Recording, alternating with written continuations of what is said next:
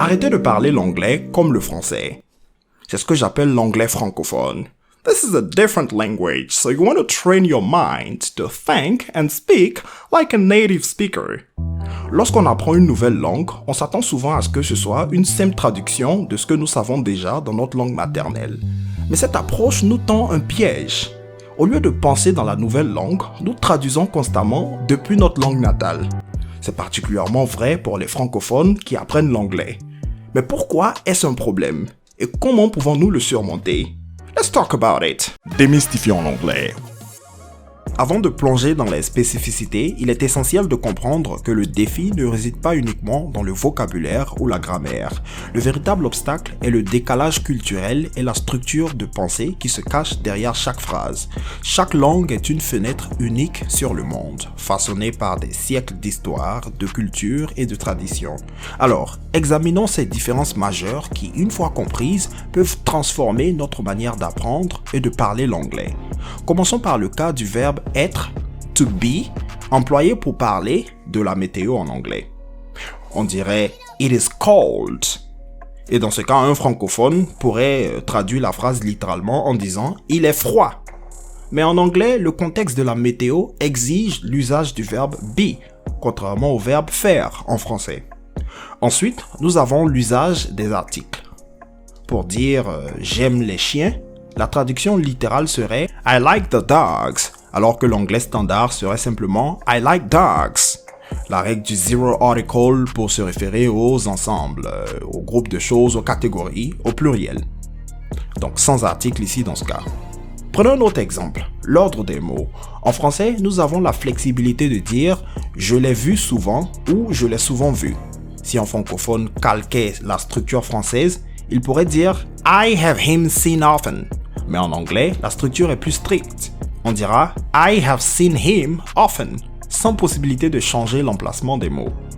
Pour poser une question comme pourquoi tu fais ça, un francophone pourrait dire why you do that, omettant le verbe auxiliaire do. La bonne formulation en anglais est why do you do that? Les auxiliaires do et be occupent une place clé dans la structure des questions en anglais.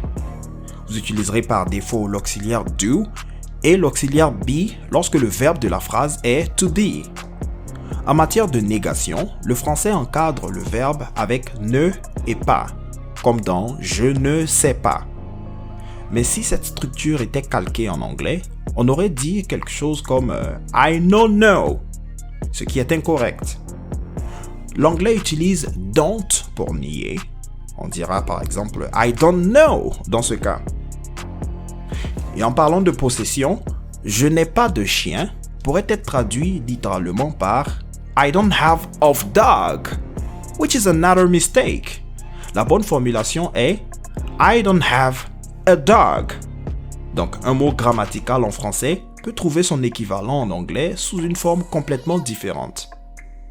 Le cas du déterminant partitif de qui correspond à l'article défini dans I don't have a dog. You want to be very careful with that. Les prépositions peuvent aussi être délicates. Dire je suis bon en piano et le traduire littéralement donnerait I am good in piano, which is wrong. En anglais, la phrase correcte est I am good at playing the piano. Donc to be good at doing something. Et spécifiquement lorsque vous vous référez aux instruments, vous allez utiliser l'article the. Pour répondre à une question, un francophone pourrait dire to respond to a question, ce qui sonne étrangement en anglais. La structure adéquate est to answer a question. Parlons enfin de ce qu'on appelle en grammaire la réflexivité. Le français a tendance à utiliser des verbes réflexifs comme se laver.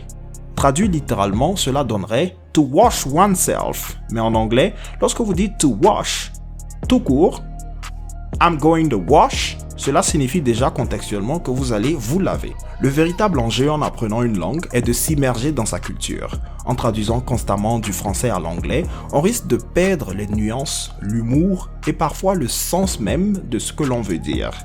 La meilleure façon de s'approprier ces subtilités est l'immersion. Elle permet d'adopter une nouvelle façon de penser, plus qu'une simple série de règles à mémoriser. C'est un voyage, une plongée dans l'esprit d'une autre culture. Si vous êtes arrivé jusqu'à cette partie de la vidéo, alors c'est le moment idéal pour s'engager. En rejoignant nos cours d'expression orale en anglais, vous expérimenterez l'anglais sous un angle différent, plus profond et authentique. Nous ne faisons pas que vous apprendre l'anglais, nous vous apprenons à parler l'anglais, et cela à travers un programme d'immersion dans le confort de votre maison. Je suis Coach Mike ESL, formateur certifié spécialisé en techniques d'expression orale, en anglais général et business English. Bye for now. Démystifions l'anglais.